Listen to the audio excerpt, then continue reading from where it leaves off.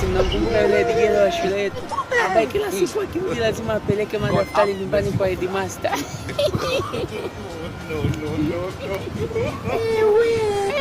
Maskini.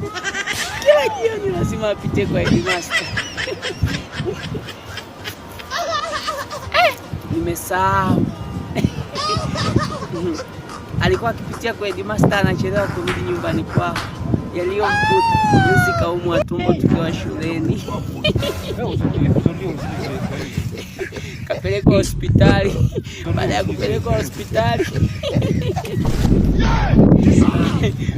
kakutwa na mimba.